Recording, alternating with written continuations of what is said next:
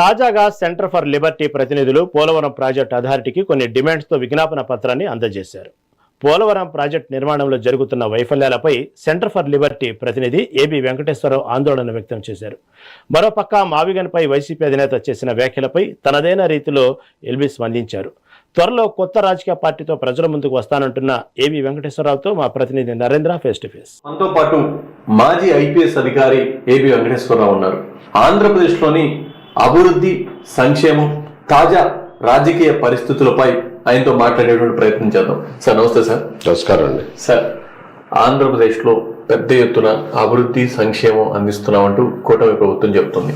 దీన్ని ఏ విధంగా చూస్తున్నారు? వాళ్ళు చేయగలిగింది వాళ్ళు చేస్తున్నారు. బట్ అందులో కూడా ఉన్న లోటుపాట్లు వివరించడం నాలాంటి వాళ్ళ బాధ్యత. కాబట్టి ఒక రాజకీయ నాయకుడిగా నేను కూడా అందులో ఉన్న పొరపాట్లని సరిదిద్దుకోవాల్సిన వాటిని ఎత్తి చూపిస్తున్నాను. సార్, మీరు ఐపీఎస్ ఆఫీసర్గా పనిచేశారు. తర్వాత పూర్తి స్థాయిలో ప్రాజెక్టులు కూడా మీరు విజిట్ చేసి వచ్చారు. అసలు ప్రాజెక్టులు ఎందుకు విజిట్ చేయాలనుకున్నారు? విజిట్ చేసిన తర్వాత మీకు ఏమనిపించింది ఓవరాల్గా? నేను రాజకీయాల్లోకి వచ్చి పనిచేయడం మొదలెట్టిన తర్వాత రకరకాల సమస్యలు ప్రజలు ఏదో ఒక రూపంలో మా దృష్టికి తీసుకొస్తారు. అందులో ఇంపార్టెంట్ అనుకున్న వాటిని మేము కొంత రీసెర్చ్ చేసి దాని గురించి తెలుసుకుని అప్పుడే వాటి గురించి మాట్లాడుతున్నాం. అట్లాగే ఇనీషియల్గా మనకి ఒక సమావేశానికి వెళ్ళినప్పుడు ఈ పోలవరం బనకచెర్ల ప్రాజెక్టు చర్చకు వచ్చింది. దానిలో ఉన్న మంచి చెడులు అన్నీ చెప్పారు. ఆ తర్వాత రిటైర్డ్ ఇరిగేషన్ ఇంజనీర్ని అందరినీ కూర్చోబెట్టుకుని మన మ్యాప్, ఇరిగేషన్ మ్యాప్ అన్ని ఎదురుగా పెట్టుకుని ఒక రోజంతా వాళ్ళతో డిస్కస్ చేసిన తర్వాత ఒక అభిప్రాయానికి వచ్చాం. బనకచెర్ల ప్రాజెక్టు మనకి మంచిది కాదు, ఇది మనకు పనికొచ్చేది కాదు, రాయలసీమకు కూడా ఏ రకంగానూ ఉపయోగపడేది కాదు అని. ఆ విషయాన్ని బయటికి వివరంగా ప్రజలకు చెప్పాం. మీడియా ద్వారా చెప్పడమే కాకుండా రాయలసీమ వెళ్ళి రాయలసీమలో రైతు సంఘాలు, ప్రజా సంఘాలతో కూర్చుని వాళ్ళకు కూడా ఎక్స్ప్లెయిన్ చేస్తే వాళ్ళు కూడా అంగీకరించారు. కరెక్టేనండి, మాకు కావాల్సింది ఇది కాదు, ముఖ్యంగా రాయలసీమలో అప్రూవల్ ఉన్న ప్రాజెక్టులను ముందు కంప్లీట్ చేయాలి.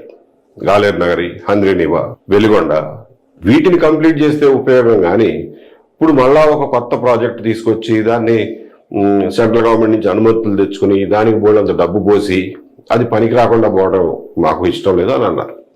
అట్లా ప్రజలను కూడా కన్సల్ట్ చేస్తూ, ప్రజా సంఘాలను కన్సల్ట్ చేస్తూ అందరూ ఆమోదించినటువంటి ఏకాభిప్రాయానికి వచ్చిన విషయాల్ని ప్రభుత్వం దృష్టికి తీసుకెళ్తున్నాం. అంతే తప్ప ఏదో ప్రాజెక్ట్ వెనకాల పడాలని కాదు. పోలవరం విషయంలో కూడా అదే జరిగింది. కొంతమంది ఇందులో ఉన్న నిర్మాణ లోపాలు ఈ అంతర్జాతీయ నిపుణులు ఎత్తి చూపించారండి, దీని గురించి కొంచెం దృష్టి పెట్టాలి, ఎందుకంటే ఇంపార్టెంట్ ప్రాజెక్ట్ కదా అన్నారు.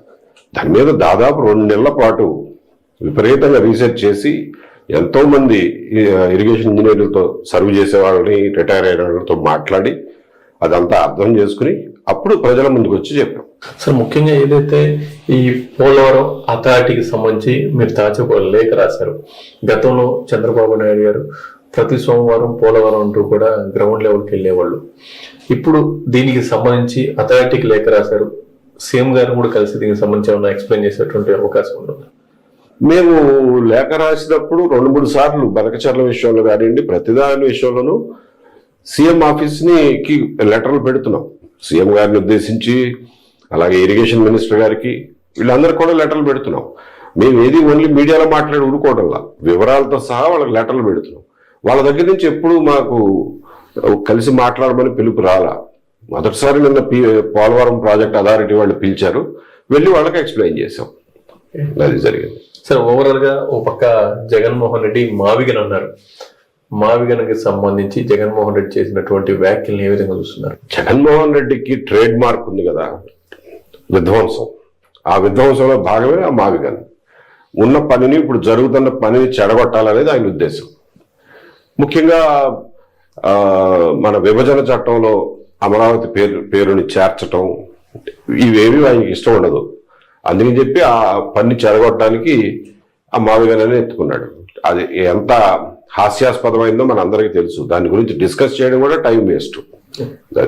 సార్, మీరు ల్యాండ్ పూలింగ్ సంబంధించి మొదటి విడత ల్యాండ్ పూలింగ్ సమయంలో మీరు అమరావతిలో అప్పుడు బాధ్యతలు తీసుకొని పూర్తిగా కూడా అప్పుడు యాక్టివ్ గా ఉన్నారు. ఇప్పుడు 2వ విడత ల్యాండ్ పూలింగ్ మొదలైంది. అప్పటికి ఇప్పటికి డిఫరెన్స్ ఏమైనా కనిపిస్తుంది మీకు?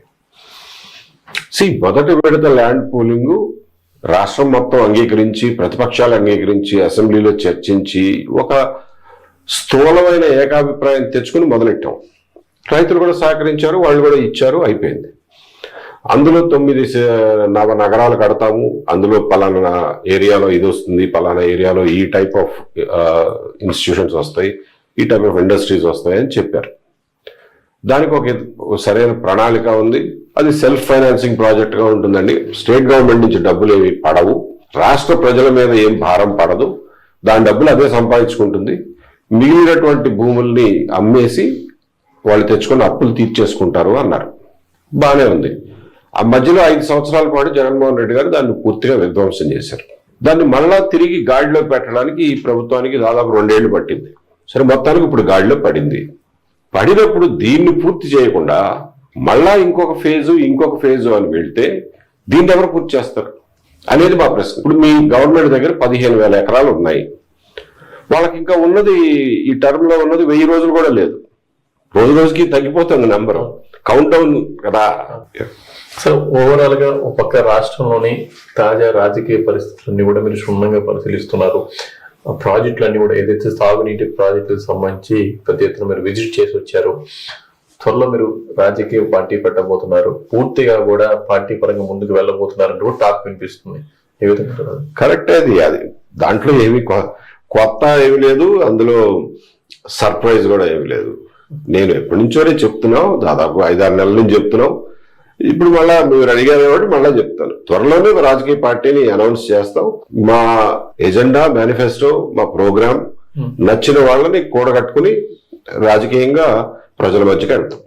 కొత్త పార్టీకి ఇక్కడ ఆంధ్రప్రదేశ్ లో ఇప్పుడున్నటువంటి పరిస్థితుల్లో ఒక కొత్త పార్టీకి స్పేస్ ఉందంటారు? ఎందుకు స్పేస్ లేదనుకుంటే అసలు మేము ఎందుకు మొదలెడతాం? అని ఇన్ని సినిమాలు ఉన్నాయి కదా, కొత్త సినిమాకి స్పేస్ ఉందా అన్నట్లు ఉంది. సో కొత్త స్పేస్ ఎప్పుడూ ఉంటుందండి. అసలు స్పేస్ లేకపోవడం అనే సమస్య ఉండదు. ఆ స్పేస్ ని ఇప్పుడు ఉన్న రాజకీయ పార్టీలాగానే అదే మోస పార్టీలాగా పోతే స్పేస్ ఉండకపోవచ్చు, కానీ వాళ్ళు ఆల్రెడీ ఉన్నారు కదా, నీకేం పని అని అంటారు. కానీ ఒక కొత్త ఆలోచనతో, ఒక కొత్త రాజకీయ కార్యాచరణతో ముందుకొచ్చినప్పుడు ప్రజలు దాన్ని ఖచ్చితంగా దాని గురించి ఆలోచిస్తారు, వాళ్ళకి నచ్చితే అనుసరిస్తారు. ఇది మొత్తంగా చూసుకుంటే ఏదైతే ఆంధ్రప్రదేశ్ లో ఇప్పుడు జరుగుతున్నటువంటి ఏదైతే అభివృద్ధి సంక్షేమానికి సంబంధించి, అదేవిధంగా తాజా రాజకీయ పరిస్థితులకు సంబంధించి ఏపీ వెంకటేశ్వరరావు గారి అభిప్రాయం.